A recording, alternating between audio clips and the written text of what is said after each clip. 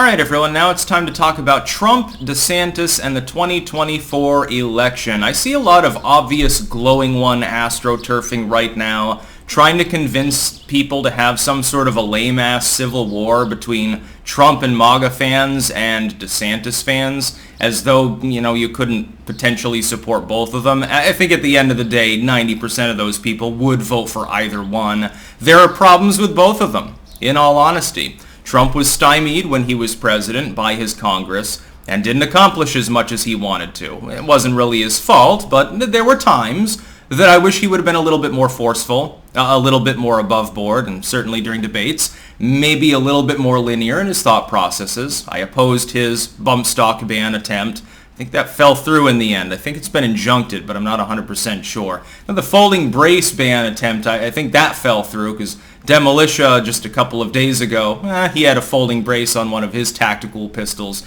Now I just wish that I had one for myself. Should it be in 300 blackout or 5.7? The world may never know. The Syrian airbase bombing. Certainly in the very dawn of his presidency, the suggestion that we should reopen the CIA black sites for interrogation purposes, which violate numerous international conventions. It's not good for diplomacy. Don't really accomplish anything, and the general feel of it is dystopian. I'm not interested in a bunch of cokeheads interrogating people with waterboarding in secret facilities on domestic soil. So there were problems throughout the Trump presidency. The biggest one never spoke out as much as he should have very early on against tech censorship. Then you have DeSantis. DeSantis has been a very good governor of Florida. He's going to coast to re-election. He'll easily get a second term. That's not really, there's no confusion over that. It'd probably be by double digits at this point. He doesn't really face any stiff resistance from the Dems there, partially because the Democratic Party keeps praising Fidel Castro. That might not go over well with the many Cuban voters in the state of Florida. I wonder why the state is getting more red now. Hell, after this next election, they might update it to no longer be a swing state. That's a prediction that I happen to have in mind based on Hispanic voting trends specifically. But then DeSantis also glowingly praised red flag laws, something which I am certainly not in any favor of. And while he's going after the woke crowd, which is very, very good, it almost seems like the only reason that that's being done is for political purposes, not so much for actual policy purposes. That is that DeSantis, while he doesn't appear to be a globalist shill or something like that, he does seem to be the kind of politician, again, this will be maybe an unpopular opinion, and it's forgivable in many cases. Trump can be a blind egotist too, and I can get to that. It seems like he's more interested in the optics of what he's doing as opposed to actually doing it and causing the end result of what is being done. So on wokeness, on groomer texts in schools, it's almost like being a useful idiot. You're making the right choice, but for the wrong reason. Now, which one would I prefer in 2024? Donald Trump. I'll tell you why. I realize Trump is older, and I realize that there were problems with his presidency. Number one, he pisses off the right people, and that's important to me. Number two, it immediately puts the tech censorship issue on the front burner. It's no longer going to be a backside issue because you would have a sitting president, potentially, banned on numerous big tech platforms. That optically is not going to go over well for big tech. Twitter would be the one that actually didn't have the problem. Elon Musk, of course, purchasing Twitter, probably, has said that Trump's welcome back on the platform. Trump effectively telling Twitter to fuck off. I wonder why. Although I have a feeling that there would probably be a link to the POTUS account through Truth Social. Hell, Trump loves the idea. It just means more people will follow him on his site and he makes more money. It's probably legal, although a little bit dubious, I would admit. Donald Trump is time-tested. He's already been in the role of president. He's predictable. We know what he's going to do. I like what Trump did. I like his economic proposals. I sure as hell love his energy policy. We don't know what DeSantis would do in these situations. We don't know specifically what steps he might take. I think he would do a good job, and if DeSantis ends up the nominee for the GOP, he will get my vote. But I would prefer Trump get his second term, honk honk, maybe third, depending on whose opinion you listen to. I want to see him go Grover Cleveland because of one very important thing. I like the policies, energy, taxes and stuff. I like how he would probably force through more wall and secure the southern border. For a while, we'd have a reprieve from the Bidenflation, most likely, certainly from the Biden border crisis. We could tackle our crime problem. We probably wouldn't be engaging in so much nuclear brinksmanship with Russia at the point, which might be helpful. Not starting World War III. Most people would rather, live their life and not have to harvest radioactive vegetables, unless it's on one of Bill Gates' farms, I suppose. Here's the thing.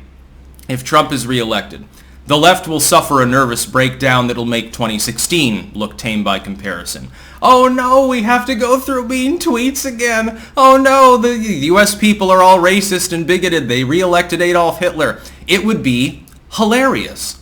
Right now we're in the doldrums. Look at how fucking boring politics is with Joe Biden. The only funny thing from his administration, when he drags himself out of bed and actually puts himself through the ringer, coming out into public and saying anything, is that he says weird shit. Well, that's not nearly as funny. We got 5 or 6 good weird shit tweets every day from Trump for 4 years. What do we get from Biden? Every other week he makes some major gaffe, and it's briefly amusing. So I would love to see that. Again, if DeSantis does run, Trump sits it out. If Trump runs, he has my support. If he does not, DeSantis probably thinks of getting in. I would vote for him. Absolutely. And that's the other thing. Right now, again, as I pointed out, when you see people saying, well, no, Trump is evil, DeSantis is our guy. No, DeSantis is a globalist and not to be trusted. Stick with the MAGA plan. It's not usually conservatives saying this, dude. It glows in the dark. It's a David Brock op to try to create a faux civil war among conservatives and populists. Right now they have to do that, though, because there's a real one among leftoids and liberals. Look at what's happening in the Democratic Party right now. They can't determine their ass from their head. Well, they need a little bit of help. They need some shills on 4chan and Reddit to try to stir up trouble between different factions of people that fundamentally believe in the same thing and just have a topical disagreement over who can best carry it forward. There is one other reason why I think Trump would be a better choice, and more likely, by the way, to win. And if he runs, half the primaries will be suspended and he'll have the delegates and be nominated. That's another prediction. And that's because Trump's people have been subsuming. DeSantis is a governor. He's operating in Florida. Very important state, very good.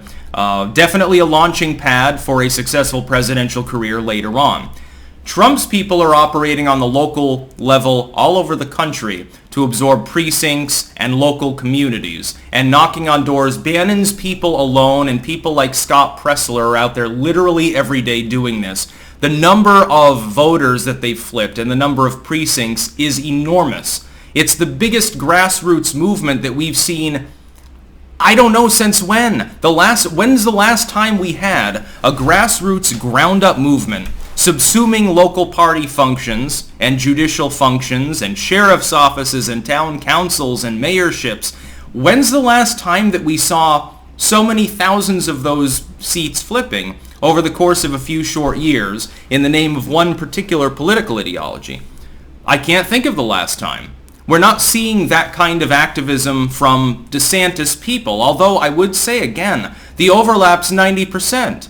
Some of them are involved in the same populist takeover, which I see as a positive thing. We need to do more. It should be accelerated even more. And after the midterms, you'll see the right wing will be emboldened by what happens in the midterms. A lot of those new people are Trump fans. They're Trump loyalists. If we can get Trump back in there and give him a House especially, and to an extent senators that are actually willing to work with him, actually willing to earmark building the wall, actually willing to go along with, hey, we're going to suspend the weapon sales to Ukraine right now because we can support them all we want, but we're not a direct military ally, and we don't want a nuclear war. By the way, he will get attacked as being Putin's stooge when he probably does this. It'll be amusing because they've already shot their load so many times, I don't think that people actually give a damn anymore. It would be good if we could restore Trump's tax reform, and double down on it, by the way. Instead of constantly rambling about the evil billionaires and their price hikes, oh my God, there's price gouging going on. Why don't we address the price by getting rid of the Bidenflation, by imposing some degree of austerity? Not that I think that Trump would do much of that, but situationally, you put more money in people's pockets and hope that they're capable of actually paying their bills. It'd probably be nicer than what we're suffering with now. By the way, the reason why you have so much inter-party shilling going on, again, it's from third parties that are not Republican at all. I'm not a Republican either, but they're certainly better than the current alternative that we've got. Just saying, there are no Democrats currently in the running in a position where they can run who I would vote for. Not a single one of them. They don't exist. They've gone completely mad. The reason why is because there's going to be a shit ton of Republicans that want to run because they know it'll be low-hanging fruit to win. I just think that the person that has the incumbent advantage should be the one that's in there. There's nothing that the U.S. public would like more than a hero that falls and then picks themselves back up Grover Cleveland style and gets in again. It would be one for the ages. It's Trump's MO. It's the United States MO. It's a goddamn legend. It would be like an ancient legend, like a fucking fairy tale for this to happen.